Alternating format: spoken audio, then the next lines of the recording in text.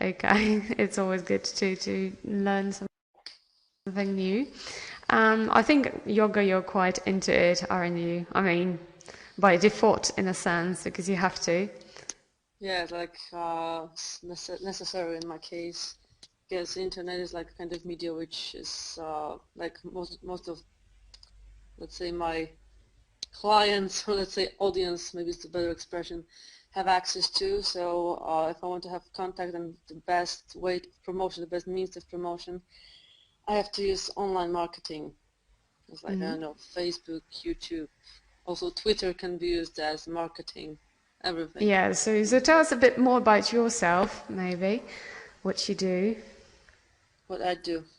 Well, from very basic things which everybody can do is like, for example, creating your, just this is one example, yeah, like Facebook official profile and running like official page.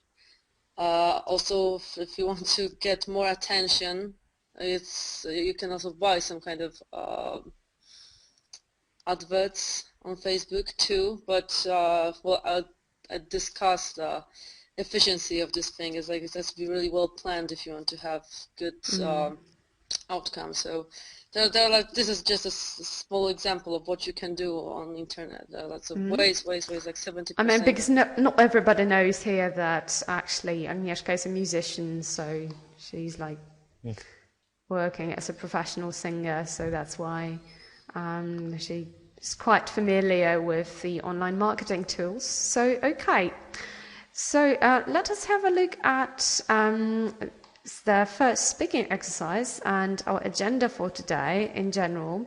So the educational aims, the aims of our class today is to learn a bit more vocabulary related to business, marketing and the social media, and to have a bit of a, I think, productive discussion and try to kind of figure out what's happening around us and to wrap our heads around basically the changes in terms of marketing that the internet has brought about lately. Okay, so the general topics that we are going to discuss today, it's all about inbound trends in online marketing, so the distinction between inbound and outbound marketing. So another issue that we are going to cover is how to leverage social media for your business.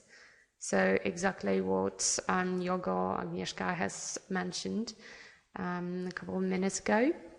And the third issue that we're going to discuss is the problems with ROI on social media. So the return on investment. So how much you can actually benefit from it, which is something that you've also mentioned. Okay, and you can also have a look at the vocabulary, terms and phrases we're going to cover. It's in the second column of this table with today's agenda.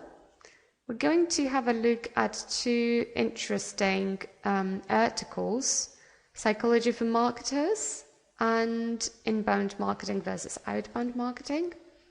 I'm going to do 3 speaking exercises, 1 use of English exercise, and then I'm going to, at the end of the class, I'm going to give you some links so that you can basically do some follow-up yourself. Okay, any questions so far? No. Okay, so let's start. So probably all of you use social networking sites, right? It's quite obvious because we are using one now at the moment, so I needn't actually ask this question. But do you think that having a profile, an official profile or an official page is necessary for businesses nowadays? I don't know. Arkadiusz, what's your opinion about that?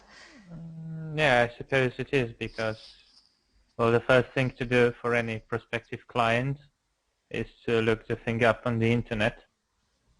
And if it isn't there, it's kind of, nowadays, it seems less credible and less professional. It's just, it's a must for companies to have their pages on networking sites.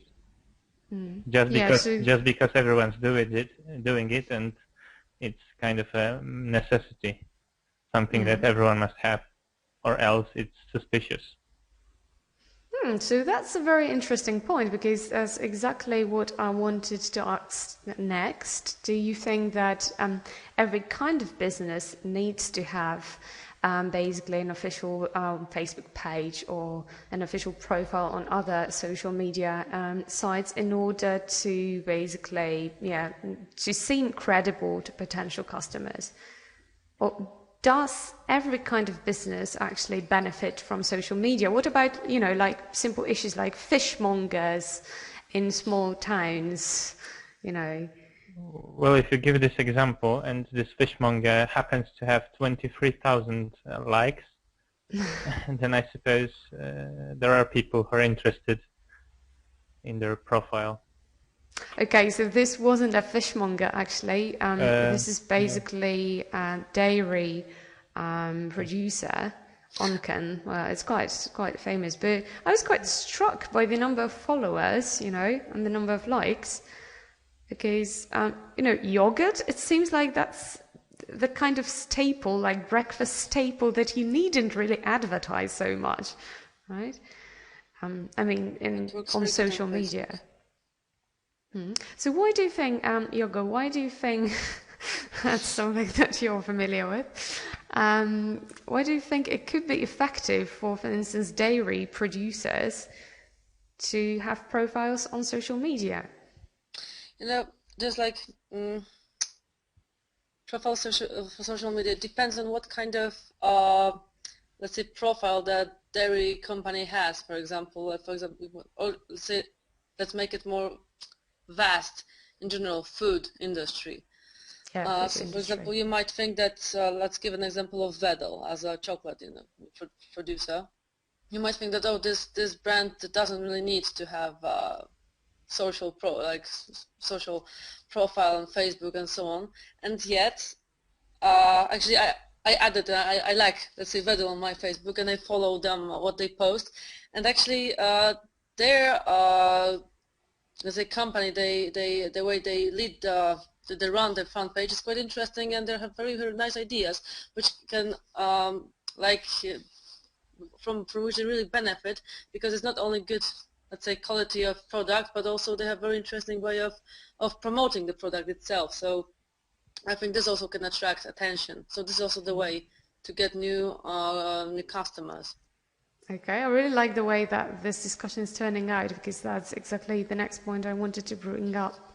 So basically, have you noticed any changes in the ways that, everyday products basically are marketed nowadays? I know, Arkadiusz, maybe you could comment on that. It struck me that every product has on its packaging nowadays, the small hand with the thumb up, with a suggestion to like them on Facebook, and it's like Facebook has penetrated the reality insofar as it's omnipresent even in the non-virtual world. That's very true, but I think like an important point that Yoga has mentioned is that nowadays the ads are actually so interesting that you want to watch them, and basically that the companies or the marketers, the marketing agencies, are really going into lengths in order to produce interesting content so that people want to follow the company pages. So, in the olden good times, you used to have like these annoying ads. Well, you still have annoying ads, let's face it. But in order to be successful on the social media, I think you really need to produce interesting content. And now that I have mentioned it, basically, why is it important? I think I have kind of led you to the answer to this question already. Why is it important for companies to have interesting content on their blogs, pages, whatnot? Well, What for do you example, think? I can come back to example of Wedel again. for me, for example, there are lots of strategies of running pages, but for example, they have this kind of strategy of building kind of intimate relation between them and customers. So getting closer to them. So the way they post things, the way they form their posts every day creates makes this connection between customer and company firmer. Yeah, it's like very, very strong connection. So it's like, oh, this is my company. They are addressing like straight forward to me. Yeah, maybe that's also why some big companies choose to sponsor, for instance, popular bloggers rather than have celebrities advertise their products, because you kind of can identify yourself with, a successful teenager, right, rather than with, a popular celebrity more, in the blogosphere. So maybe not offline, but definitely online. So it's a bit different audience, I think. So yeah, so it's important to produce interesting content, to produce something that people will actually like, that people will actually retweet, right? So some witty tweets on Twitter, and the content that people are going to repin potentially, so that you can attract more traffic to your website through all these links. Okay, and let's have a look at the ranking of most successful bloggers then, in terms of market capitalization, basically, of the blogs. So you can see that the monthly earnings of, for instance, Adriana Huffington, the owner of Huffington Post, are quite staggering, like really mind-boggling sums, easily over $2 million. Okay. So before we start reading the articles about inbound and onbound marketing... Sorry, but yep. the ranking is actually per month or per day? Yeah. Per month. Per month. Yeah. So quite a lot. Okay, so maybe let's go through the list of terms that are basically related to the topic of inbound marketing. Right, so the first term is actually inbound marketing. Have you heard the term before? No, never. No, never. Yogo? No. Yourself? Never. No. So, okay, we'll explain it in a bit. I think it becomes self-explanatory after you've read the first article, actually. And what about SEO? Anyone? Well, I know about CEOs, but not about... Yeah, CEOs. One letter difference. Yeah. There is some. Yogo? No. SEO? Search engine optimization. This is something that we need to do with our website, definitely. Oh, so, God, yeah.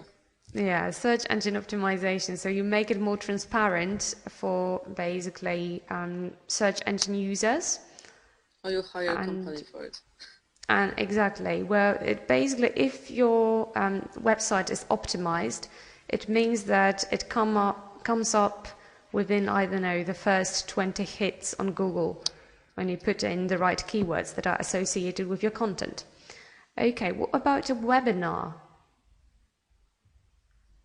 Well, so my guess is that it's a seminar, online, but... Yeah, exactly.